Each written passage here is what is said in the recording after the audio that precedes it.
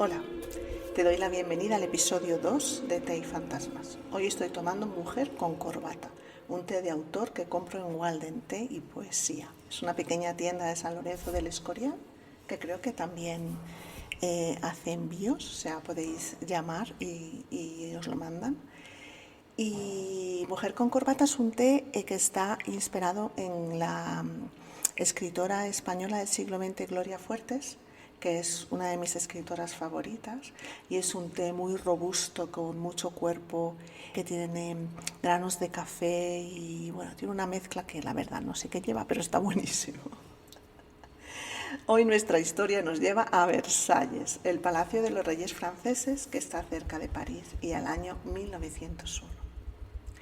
Relato de la señorita Morrison sobre la primera visita al pequeño Trianon en agosto de 1901. Después de pasar algunos días haciendo turismo por París, ciudad de la que ninguna de las dos sabíamos apenas nada, una tarde de agosto de 1901, la señorita Lamont y yo fuimos a Versalles.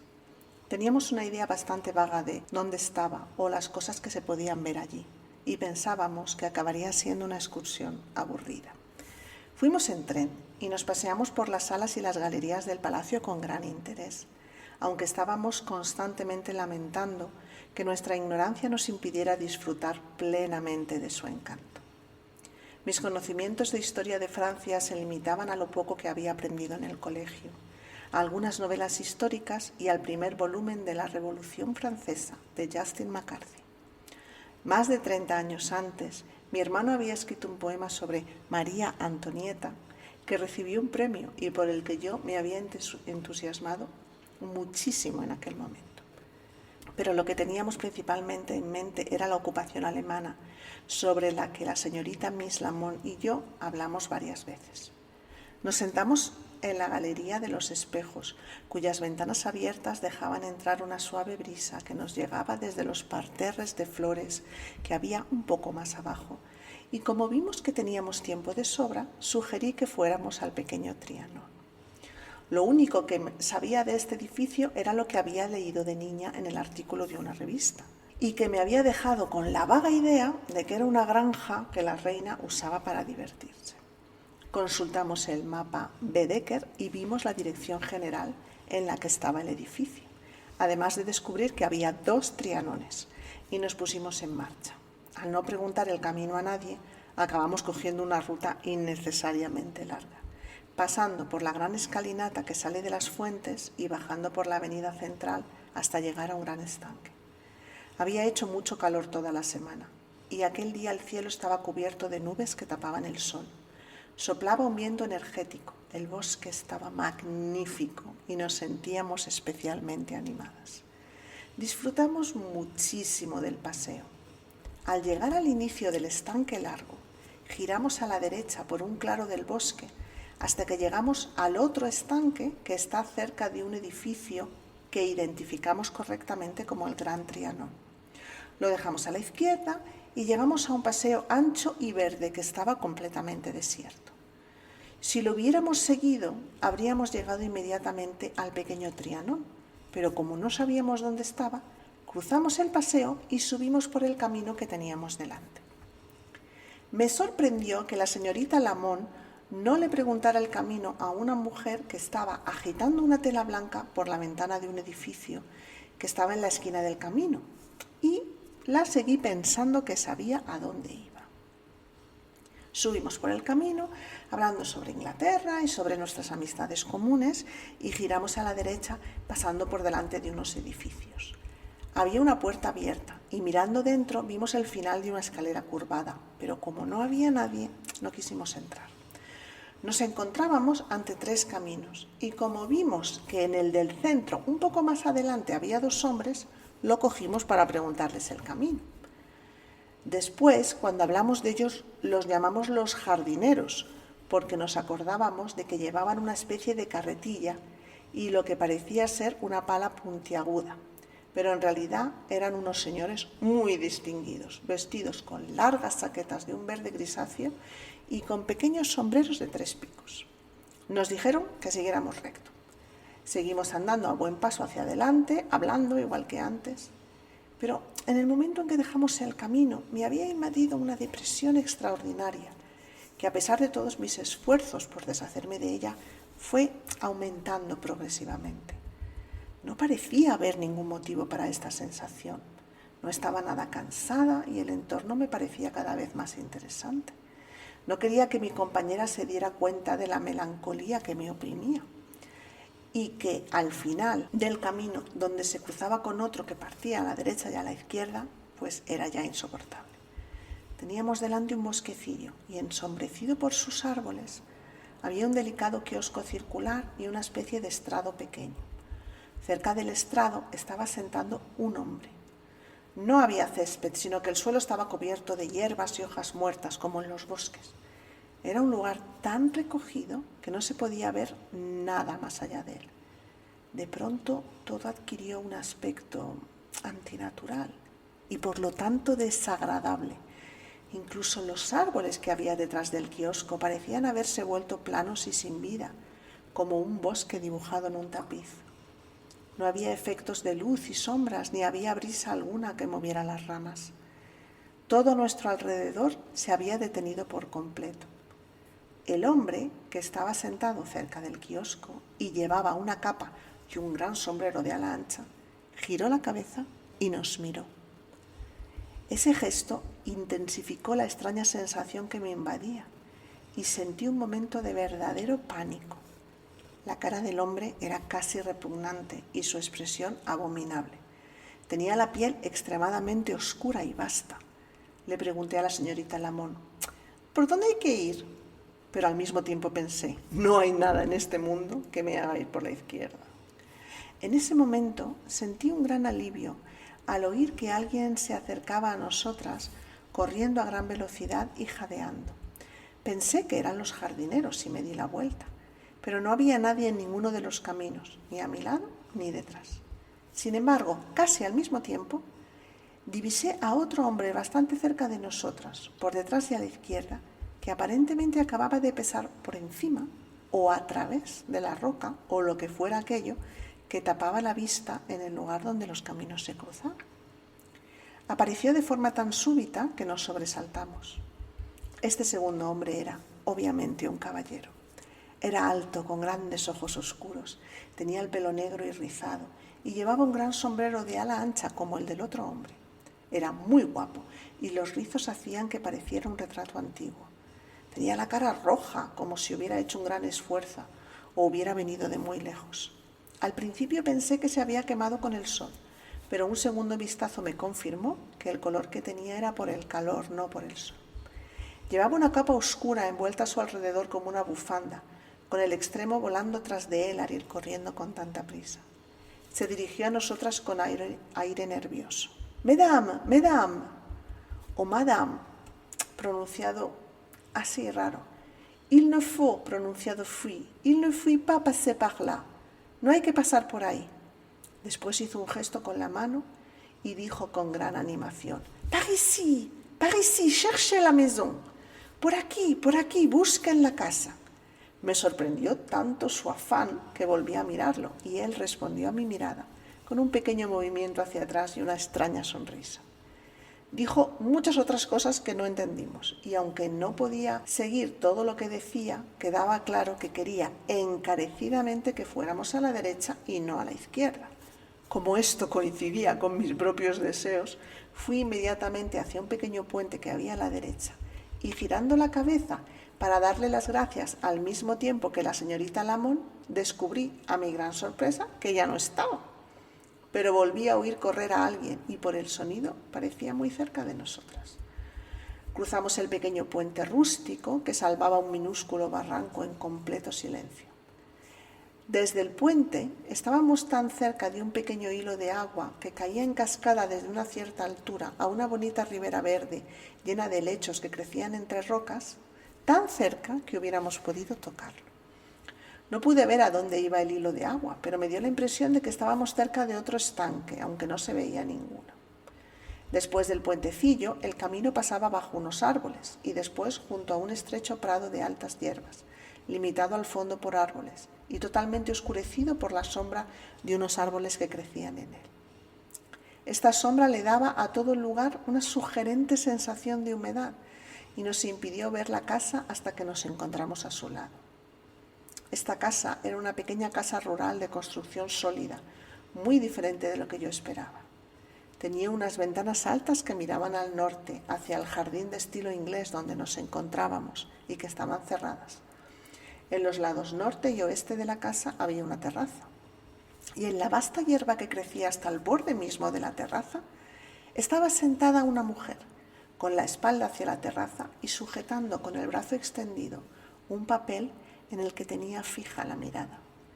Imaginé que estaría dibujando y que había traído una silla plegable. Parecía probable que estuviera dibujando los árboles que tenía delante porque estaban muy cerca de ella y no había nada más que dibujar. Nos vio y cuando pasamos cerca de ella a su izquierda se giró y nos miró de frente. No era una cara joven y no me pareció atractiva, aunque era guapa. Llevaba un sombrero blanco de ala posado sobre una gran cantidad de pelo claro que se le encrespaba alrededor de la frente. Tenía un vestido ligero de verano y una especie de pañuelo en los hombros.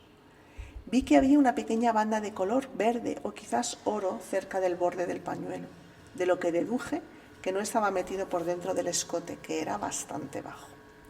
El vestido era de talle bajo, con una falda muy amplia que parecía ser corta. Pensé que sería una turista, pero que su ropa era muy antigua y bastante rara, aunque aquel verano se llevaron los pañuelos en los hombros. La miré directamente, pero me entró una sensación indescriptible que me hizo girarme, molesta por su presencia. Subimos los escalones de la terraza. Me quedé con la idea de que salían directamente desde el jardín inglés. Pero empezaba a sentirme como si nos estuviéramos moviendo por un sueño, porque la quietud y la opresión que nos rodeaban eran completamente antinaturales.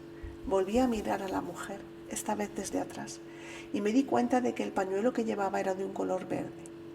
Para mí fue un alivio que la señorita Lamont no propusiera preguntarle si podíamos entrar a la casa desde ese lado. Cruzamos la terraza hasta la esquina sudoeste, donde pudimos ver el patio principal. Después dimos la vuelta y vimos que una de las ventanas largas que miraban hacia el jardín francés estaba abierta. Estábamos yendo en esa dirección cuando nos interrumpieron. La terraza se prolongaba, girando en ángulo recto enfrente de lo que parecía ser una segunda casa. De pronto la puerta de esa segunda casa se abrió bruscamente y un joven salió a la terraza dando un portazo tras él. Tenía el aire decidido de un empleado, pero no llevaba uniforme, y nos llamó, diciendo que para entrar en la casa había que pasar por el patio principal, y se ofreció a enseñarnos el camino. Nos llevó a través del jardín francés, con una actitud divertida y llena de curiosidad, hasta que llegamos a la entrada del camino principal. Este lugar al que llegamos estaba tan cerca del primer camino que habíamos cogido, que me pregunté por qué los jardineros no nos habían mandado por ahí, en vez de decirnos que siguiéramos recto. Cuando llegamos al recibidor de la puerta principal, nos hicieron esperar para dejar paso a los invitados y los novios de una alegre boda francesa. Recorrieron las salas tomados del brazo, formando una larga procesión, con nosotras en último lugar, demasiado lejos del guía como para oír gran cosa de lo que contaba. Fue una visita muy interesante y volvíamos a estar animadas. Al salir del patio principal, cogimos un pequeño carruaje que estaba ahí esperando y fuimos al Hotel de Reservoir, en la ciudad de Versalles, donde tomamos el té. Ninguna de las dos tenía ganas de hablar y no mencionamos lo que había pasado esa tarde. Después del té volvimos andando a la estación, buscando por el camino la famosa cancha de tenis. En el viaje de vuelta a París, el sol que ya se estaba poniendo salió por fin detrás de las nubes, bañando los lejanos bosques de Versalles en su luz. El monte Valérien se alzaba delante como una masa violeta y oscura. Una y otra vez me invadía la misma idea. ¿Pasaba María Antonieta mucho tiempo en el Trianon? ¿Y llevaba mucho tiempo sin verlo cuando hizo su mortal último viaje a París acompañada por la muchedumbre? Pasó una semana entera sin que mencionáramos esa tarde, ni tampoco pensé en ella, hasta que empecé a escribir una carta describiendo las excursiones que habíamos hecho la semana anterior. Al ir recordando una a una las situaciones que habíamos vivido, me invadió con tanta fuerza la misma sensación de opresión antinatural y de estar en un sueño, que dejé de escribir y le dije a la señorita Lamont: ¿crees que el Petit Trianon está encantado? Ella contestó inmediatamente, sí.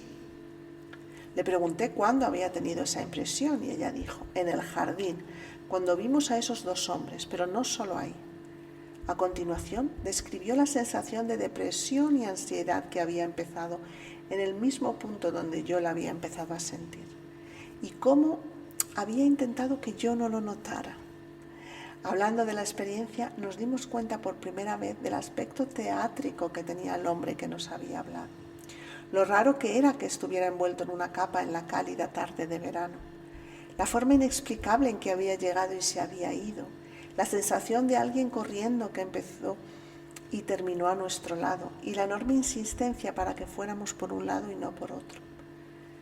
Dije que en el momento había pensado que los dos hombres iban a batirse en duelo y que estaban esperando a que nos fuéramos. La señorita Lamont reconoció que no le había gustado nada la idea de pasar por donde estaba el hombre del kiosco. No volvimos a hablar del incidente durante el tiempo que permanecí en París, aunque visitamos la cárcel de la Conciergerie y las tumbas de Luis XVI y de María Antonieta en Saint-Denis, donde todo fue normal, fresco y natural.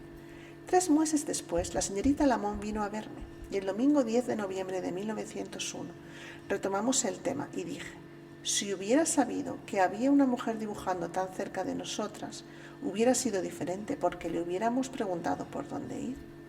Ella contestó que no había visto a ninguna mujer. Le recordé que había una mujer sentada debajo de la terraza, pero la señorita Lamont dijo que allí no había nadie. Le dije que era imposible que no hubiera visto a la mujer, porque estábamos andando una al lado de la otra, directamente hacia ella. Pasamos a su lado y luego la vimos desde la terraza. No lográbamos entender que la señorita Lamont no hubiera visto a la mujer, pero estaba claro que no la había visto, porque las dos habíamos estado buscando a alguien para que pudiera decirnos si estábamos en propiedad privada o no. Al ver que teníamos entre manos un nuevo elemento misterioso, nos preguntamos hasta qué punto habíamos visto lo mismo o no, y decidimos escribir por separado lo que vivimos en nuestra excursión al Trianon, informarnos sobre su historia e investigarlo todo sobre él. La señorita Lamont regresó a su escuela esa misma noche y 2 días después recibió una carta muy interesante que contenía el resultado de su primera investigación, firmado E.M. Esto que acabo de leer es uno de los capítulos de un libro que se llama An Adventure, una aventura, que fue publicado en 1911 por Moberly y Jourdain, bajo el alias de Elizabeth Morrison y Frances Lamont. Anne Moberly, Charlotte Anne Moberly, nació en 1845 y su padre era el director del Winchester College y más tarde obispo de Salisbury. Os recuerdo que en la iglesia anglicana los sacerdotes se pueden casar y tener hijos. En 1886, Charlotte Anne Moberly se convirtió en la primera directora de una residencia de estudiantes para mujeres en Oxford, una residencia que se llama St. Hugh's College. Pero este puesto de directora de la residencia no implica solo llevar la residencia, sino que también tiene una parte de profesorado, de dar clases en la universidad, etc. Está estructurada de forma diferente la universidad allí. Entonces, Moberly se dio cuenta de que necesitaba ayuda con todo este trabajo que tenía en St. Hugh's College y puso un anuncio diciendo que buscaba un asistente. Y se presentó al puesto de asistente Eleanor Jourdain. Eleanor Jourdain era más joven, había nacido en 1863 y su padre también era sacerdote de la iglesia anglicana. Además, tiene una hermana, Margaret, que fue una historiadora del arte, y un hermano, Philip, que fue matemático. Era una familia como muy intelectual, que tenía mucha educación, y de hecho ella fue a una escuela en Manchester, al contrario que la mayoría de las niñas de finales del siglo XIX, que recibían educación bastante básica en sus casas. Además, Jourdain había escrito libros de texto, tenía su propia escuela, y con el tiempo, después del incidente de Versalles, acabó siendo vicedirectora del St. Hugh College. El motivo por el que fueron juntas a París es divertido, extraño y al mismo tiempo un poco baboso, ¿vale? Se sabe por relatos posteriores de las estudiantes que habían estado en el St. Hugh College que Moberly era lesbiana y era además un poco depredadora, es decir, que buscaba amantes entre las chicas estudiantes. Y yo soy lesbiana, por supuesto no tengo nada contra el lesbianismo, pero me parece que es un abuso de poder que la directora de una escuela o de una residencia de estudiantes busque entre las estudiantes amantes. Me parece totalmente baboso y asqueroso. Ella es mucho más mayor, tiene muchísimo más poder que ellas. No sé hasta qué punto las estudiantes tenían el conocimiento, la capacidad o los recursos para negarse sin consecuencias o sin que se les comunicara algo a sus padres. En fin, es bastante asqueroso. Y Eleanor Jourdain, cuando se presentó al puesto de ayudante de Moberly, pues básicamente la historia cuenta que Moberly le dijo: mira, me parece genial todo lo que haces, estás cualificada para el puesto, pero en realidad yo no sé si vas a servir, si nos vamos a llevar bien, entonces para que yo esté segura y pueda darte este puesto trabajando como mi ayudante, tenemos que ir juntas a París a hacer un viaje. O sea, baboso total.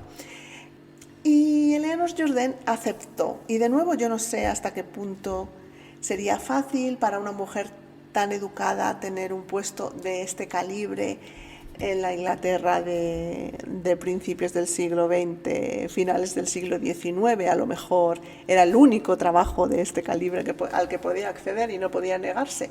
O a lo mejor le moló Charlotte y dijo: qué bien, aquí 2 pájaros de un tiro, voy a tener un trabajito y un amante. No lo sé, pero el caso es que se fueron juntas a París. Eleanor Jourdain tenía un piso en París y entonces se fueron a este piso y aquí fue donde ocurrió. Fueron entonces a Versalles. Versalles es un edificio que construyó Luis XIV y que fue en su día una revolución arquitectónica y artística, y se copió ese estilo de palacio a lo largo de toda Europa. Luis XIV era el llamado Rey Sol. Versalles era sinónimo de lujo y lo siguió siendo hasta la Revolución Francesa, el momento en el que reina Luis XVI y su mujer María Antonieta.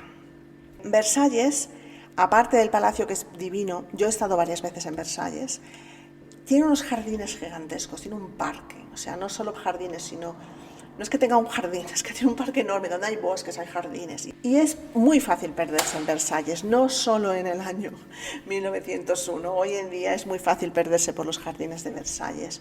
Hay multitud de pequeños puentes y grutas y cascaditas y fuentes. Pero lo que quiero decir es que Versalles fue escenario de muchas cosas que ocurrieron. Y aquí concretamente, esta mujer que estaba pintando al lado del pequeño Trianon, Moberly y Jourdain piensan que era María Antonieta. El pequeño Trianon fue un edificio que se construyó posteriormente al Palacio de Versalles y que fue básicamente como un chalecito para María Antonieta, ¿vale? Después de esta experiencia que tuvieron en Versalles y donde sintieron esta sensación que me parece muy interesante, que esta sensación de opresión antinatural y sensación de estar en un sueño, y también de que se había perdido las dimensiones, ¿no? Que el bosque parecía como estar en una sola dimensión, como si estuviera bordado en un tapiz. Esto me parece muy interesante. Los sonidos que no se correspondían a lo que hacían las personas, como los pasos corriendo. Esto que sintieron las dos, no solamente Moberly, sino Jourdain también lo sintió. Ellas sintieron que era tan raro lo que les había ocurrido, es decir, una sensación tan extraña, una experiencia tan extraordinaria, que se pasaron 10 años estudiando lo que hubiera podido pasar. y escribieron en el año 1911 un libro, que fue el libro del que hemos leído este extracto, que se llama An Adventure, con los alias de Elizabeth Morrison y Frances Lamont, porque en ese momento ellas tenían mucho que perder escribiendo este libro sobre una experiencia paranormal, porque eran unas mujeres en cargos públicos muy altos, de mucho poder, en una época en la que las mujeres no tenían poder y no era fácil encontrarlas en cargos públicos, y entonces el hecho de que se pensara que eran unas fantasiosas o unas histéricas o unas locas podía haber hecho muchísimo daño a su carrera. En realidad no tenían nada que ganar publicando el libro, pero lo publicaron. Y después de publicar el libro tuvo muchísimo éxito de ventas y se creó una gran sensación, pero sobre todo se ridiculizó y se criticó, ¿no? Porque en el libro lo que hacen ellas es que intentan demostrar que estuvieron en un sitio que no existía en el Versalles de 1901, ¿vale? Hay capítulos y capítulos hablando de cada detalle. Por ejemplo, el puente por el que pasamos, que tenía una pequeña cascada fina como un hilo, hoy en día no existe, pero en un diario de la modista de María Antonieta, en la entrada del día tal y cual, dice que hay un pequeño puente tal. En el mapa de los jardines del año tal se ve marcado puente de madera. Y lo que se dedican es a intentar demostrar que estuvieron en un sitio que no existía en el año 2001 y que por lo tanto, una de dos, o habían viajado en el tiempo y habían ido a un momento en vida de María Antonieta y habían visto a María Antonieta y habían visto a la gente de su corte y habían visto las cosas físicas que había en ese momento en los jardines de Versalles, o de alguna forma habían estado en una especie de fantasma o ensoñación o energía residual de un momento feliz de María Antonieta. Una de las cosas que dicen es que cuando la gente de París se fue a Versalles a detener al rey Luis XVI y a María Antonieta, se los llevaron a París y los encerraron en una cárcel. Dicen que en esa cárcel María Antonieta pudo haber recordado sus momentos felices en el pequeño Trianon, y que era tanto su deseo de estar en el pequeño Trianon que de alguna forma ese recuerdo del pequeño Trianon dejó una energía residual en el pequeño Trianon y su entorno, y que ellas de alguna forma pudieron haber tenido esa aparición de un sueño, digamos, ¿no? Esto es una teoría muy interesante porque es como un fantasma, pero no un fantasma de una persona, sino un fantasma de un momento recordado. Y teniendo en cuenta que los fantasmas de las personas también se pueden interpretar un poco como el recuerdo de esa persona, no lo sé, pero no he conseguido yo desenmarañar lo que pienso sobre este asunto, pero me parece fascinante la idea de que haya un recuerdo fantasma en un lugar, ¿no? Que no solo sean fantasmas de personas, sino el fantasma de una situación. Y en el libro, pues, es un libro bastante difícil de leer. Yo lo estoy traduciendo ahora para publicarlo y es un libro bastante difícil de leer porque van describiendo lo que averiguan en forma cronológica en que lo averiguaron, y entonces es un poco lío y además tiene una forma de escribir que es un poco pues muy de principios de siglo, pero es fascinante y realmente hay cosas que son inexplicables, que dicen, pues es que yo recuerdo que el señor pasó por esta puerta y resulta que esa puerta en 1901 pues llevaba 30 años sin abrirse y además ya es que estaba que no se podía abrir. Y estas cosas pues me parecen que realmente dan crédito a lo que dicen, en el sentido de que vivieron una experiencia paranormal, y me parece también que sería interesante coger su descripción y ver si hoy en día se puede llegar a a los sitios que ellas describen, y también coger sus investigaciones y ver las fuentes que citan, ¿no? Pues los diarios, los documentos oficiales del Palacio de Versalles y los mapas, y ver si realmente es verdad, ¿no? Lo que están diciendo, que vieron un puente que no existía a principios de siglo, pero sí en la época de la Revolución, etc. Creo que es obvio que la experiencia que tuvieron estas mujeres les impactó, porque nadie se pasa 10 años estudiando intensamente un lugar y su historia para intentar entender lo que le pasó, y luego publican un libro poniendo en riesgo su carrera y su reputación si realmente no hubieran tenido una experiencia extraordinaria. Y me parece que eso es la mejor prueba de que la experiencia fue extraordinaria, independientemente de para qué valor de realidad fue real. Las críticas que se hicieron fue, por ejemplo, en 1965, un escritor que se llama Philippe Julian, que es el biógrafo de un poeta francés de principios del siglo XX, que se llama Robert de Montesquieu, que era un hombre pues muy decadente y tal. Dice que en el momento en el que Moberly y Jourdan fueron a Versalles, Montesquieu vivía cerca del Palacio de Versalles y que solía dar fiestas en el parque de Versalles, y estas fiestas eran fiestas de disfraces. Y que aparte de esto, Montesquieu era gay, y muchas de sus invitados pues eran gays y lesbianas, y se travestían, es decir, los hombres se vestían de mujeres, las mujeres de hombre, y hacían como espectáculos y se colocaban en diferentes sitios del parque. Y Philippe Julian, su biógrafo, dice que piensa que estas mujeres inglesas se cruzaron con alguno de estas personas y que lo confundieron. Después hay un escritor también que se llama Terry Castle, un inglés, que dijo que claramente estas mujeres pues tuvieron un ataque de histeria, porque ya se sabe que las lesbianas pues tienen tendencia a este tipo de fantasías. Primera noticia que tengo, pero bueno, Castle, lo que tú digas. Y que básicamente fue como una alucinación conjunta de estas dos mujeres. Hubo un escritor también, Michael Coleman, que examinó la historia un poco, como he dicho yo, que se debería hacer, ¿no? Ver realmente, ir a las fuentes y tal. Y también examinó diferentes ediciones del libro An Adventure, porque An Adventure tuvo mucho éxito y se reeditó varias veces. Y dice que cuanto más se avanza en las reediciones, más fantástica es la historia que cuentan, ¿no? Más florituras le añaden. Y eso dice que le da poca verisimilitud.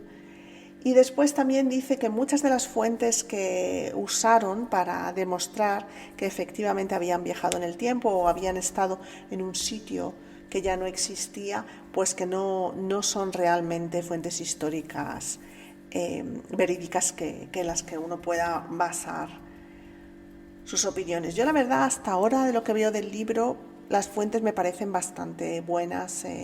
Son libros oficiales del Palacio de Versalles, donde por ejemplo se dice qué se hizo cada día, qué árboles se plantaron, qué grutas se colocaron, cuáles se destruyeron, quién estaba trabajando en ellas. Eso a mí me parece una fuente histórica fiable. Diarios de diferentes personas que estaban en la corte. A mí los diarios, yo creo que en historia los diarios se consideran fuentes bastante verídicos. Entonces no sé muy bien a qué se refiere, pero me imagino que, claro, yo no soy historiadora y no soy una experta en esto. Hay en la página web Skiptoid, Brian Dunning dice que simplemente eran humanas y que las contradicciones que hay entre sus historias, que sí es verdad que hay contradicciones, pues que demuestran que simplemente se equivocaron y que luego pues dejaron volar la imaginación y pensaron que se habían encontrado con personajes históricos. La verdad es que, teniendo en cuenta la larga historia que tiene Versalles y que tenía Versalles en el año 1901, el hecho de que pensaran que había viajado exactamente a un día donde estaba María Antonieta dibujando en el pequeño Trianon es un poco raro, ¿no? ¿Por qué no un día al que llovía y nadie había salido de su casa? Sí, quizás por la fuerza que tuvieron esos días en el imaginario colectivo y en la propia reina, Pero bueno, esto me recuerda un poco cuando la gente dice, es que yo en la vida pasada fui Cleopatra. ¿Sí? ¿Por qué no en la vida pasada no fuiste una campesina que se murió de escarlatina cuando tenía 15 años? Que hubo muchas más que Cleopatras. Y es mucho más probable que en una vida anterior hayas sido alguien normalito, como ahora eres una persona normalita, que no una super reina. O, ¿por qué no otra reina de la que nadie ha oído hablar o de la que hay poca información? Porque tiene que ser Cleopatra, ¿no? Es porque llama mucho la atención, porque apetece mucho ser Cleopatra. Y si viajas en el tiempo, pues también apetece mucho viajar en el tiempo a un momento importante de la historia. Pero por otro lado, los momentos importantes de la historia también se puede decir que dejan un mayor impacto energético, podríamos decir, en ese lugar. Entonces es un poco... sí, entiendo lo que quiere decir el señor Dunning, pero por otro lado también está esta otra idea, ¿no? Independientemente de eso, lo que está claro es que esta historia es una historia que todo el mundo conoce en el mundillo paranormal y que es una historia que se pone de ejemplo como Viaje en el Tiempo o Time Sleep, y que obviamente fue un momento muy importante en la vida de sus protagonistas, que les cambió la vida y que ellas vivieron genuinamente como una experiencia paranormal enorme y muy importante. Por otro lado, también la vieron con los ojos de las mujeres que eran, unas mujeres de clase alta, con tendencia a creer que los aristócratas son buenos, la reina es buena. Por ejemplo, el hombre malo que oscuro, picado por la viruela, que vieron en el kiosco, este hombre, pues están constantemente diciendo lo oscuro que era, lo malo que era, y lo asocian con un personaje de la corte del rey Luis XVI, que era un hombre que venía de América, era un noble francés que había nacido en América, que su abuela era criolla, o sea que sí tenía, digamos, sangre americana, y que había tenido una amistad bastante fuerte con la reina, pero luego pues habían tenido sus diferencias y se habían distanciado. Y entonces ellas dicen que ese odio y esa maldad que se veía era porque había traicionado a la reina y que se le notaba la maldad, cuando en realidad pues me imagino que en la corte de los reyes en Versalles había todo tipo de rollos de ahora me ajunto contigo, ahora no me ajunto contigo, más o menos como en el patio de un colegio. Y que, vamos, hubieran acabado reconciliándose probablemente él con la reina si no fuera porque vino la Revolución Francesa y este tío tuvo que salir por patas a Inglaterra. Fue uno de los primeros que se fue porque lo iban a matar, porque era totalmente amigo de los reyes, del círculo interno. O sea que no era un traidor. Si hubiera sido un traidor y hubiera estado trabajando con los revolucionarios, no lo habrían matado. Que más de uno y más de dos no lo mataron. Así que sí les ocurrió algo obviamente extraordinario, sí es una experiencia verídica para mí. No sé qué ocurrió, pero sí sé que ellas lo percibieron como algo muy fuerte, muy real, algo ocurrió. Pero por otro lado, también ellas filtraron su experiencia a través pues, de su propia cultura. Lo gracioso es que no es la única cosa paranormal que ha ocurrido en Versalles. Han ocurrido muchas cosas paranormales en Versalles. Por ejemplo, en 1908 una familia de ingleses que estaban paseando por el parque vieron a esa mujer dibujando en el pequeño Trianon. Esa misma mujer que vieron Moberly y Jourdan, aunque solo la vio Moberly. Esa misma mujer la vieron una familia de ingleses en 1908. Quizás sea un fantasma que solo se aparece entre los ingleses que visitan Versalles. Puede ser. En 1928, dos institutrices se cruzaron con un viejo que llevaba el gorrito de 3 esquinas, el tricornio y un bastón de ceremonia, que también habían visto Moberly y Jourdan. En los años 30, un francés que se llamaba Robert Philippe se fue a ese pueblecito de pobre que tenía la reina a dibujar, y de pronto parece que le dieron ganas de hacer pis y se fue a hacer pis detrás de un árbol, y de pronto le pareció una mujer. Os podéis imaginar el hombre allí pues intentando cerrarse los pantalones y tal, y empezó a hablar con la mujer, y la mujer le dice: yo vivo en el Trianon. Y le dijo él: pues yo creo que el Trianon no está habitado. Y dijo ella: no está habitado, pero yo vivo allí. Y entonces él, pues así un poco extrañado, se fue a encender un cigarrillo y ella desapareció. De lo que él interpreta que era un fantasma que vivía en el Trianon, y efectivamente el Trianon no está habitado por personas vivas, pero sí por fantasmas. Después, en 1955, una pareja británica, otra vez los británicos que visitan Versalles nos dan mucho juego, vieron a una mujer vestida de amarillo que estaba acompañada de dos hombres con grandes abrigos y que tenían unos zapatos con hebillas de plata. Y es curioso porque Moberly y Jourdan también vieron, algunas de las personas con las que se habían encontrado, de los hombres con los que se habían encontrado, tenían estos zapatos con hebillas de plata. Y por último diré la última historia. Es un hombre que 3 años después, o sea, en 1958, estaba dibujando dentro de uno de los edificios y de pronto empezó a llamar al guarda: por favor, guarda, venga usted. El guarda se fue corriendo y dice: ¿pero qué pasa? Y dice: ay, que mi corazón, es que acabo de ver a Marie Antoinette sin cabeza bajar por la escalera. Incluso he oído el ruido que hacían los zapatos en las piedras de los escalones. Y hasta aquí nuestro episodio de hoy. Gracias por escuchar Te y Fantasmas. Sigue el podcast para no perderte ningún episodio. Búscame en Instagram en @t.i.fantasmas. Si te interesa algún tema en concreto o quieres contarme tus experiencias paranormales, me puedes escribir a teifantasmas@gmail.com, y nos vemos la semana que viene.